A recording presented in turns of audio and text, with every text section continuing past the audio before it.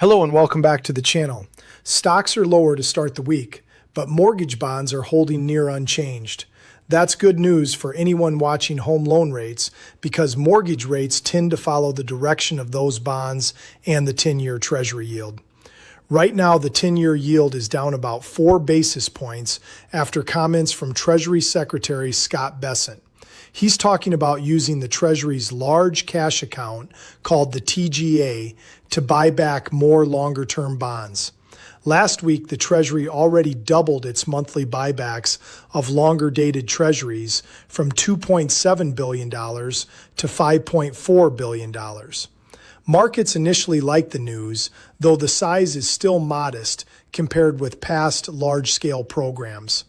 Bessent has signaled he wants to do more to help bring longer-term rates down. The TGA has grown to nearly $1 trillion under his watch, giving the Treasury more flexibility if it chooses to step up purchases. Any real increase in those buybacks could put downward pressure on yields and, over time, on mortgage rates. There's also growing evidence the job market isn't as strong as it looked. July's official jobs report showed actual job losses and big downward revisions to prior months. Private payroll data has been softening for a couple of months too. On top of that, one major hiring platform found that nearly 1 in 5 online job postings are ghost jobs, listings that never lead to real hiring. Companies sometimes post them to build candidate pipelines or simply look like they're growing.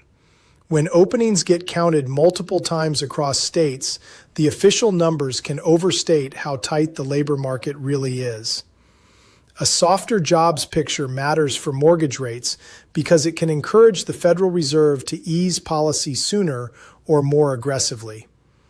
Looking ahead this week, the key inflation report is the Personal Consumption Expenditures Index, PCE, on Wednesday. This is the Fed's preferred inflation gauge. Markets expect a mild monthly rise and year-over-year readings that stay roughly steady near 3.7% overall and 3.3% for the core measure that strips out food and energy. One technical factor involving portfolio management fees has been pushing measured inflation higher, even though actual fees have been falling. The government is expected to adjust for that, starting with the next report, which could shave a bit off the year-over-year numbers. On the chart, mortgage bonds are sitting in the middle of a wide range.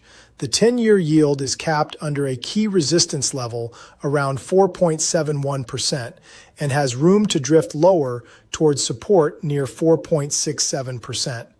For homebuyers and homeowners, the takeaway is straightforward. Rates aren't plunging overnight, but the combination of potential extra Treasury buying, a less tight labor market, and upcoming inflation data is creating a more constructive backdrop. If yields continue to ease, mortgage rates could follow. Keep an eye on this week's data and any further comments from the Treasury. They could set the tone for the rest of the month. As always, talk with a lender about your specific situation, lock strategy, and current rate quotes. Conditions can shift quickly.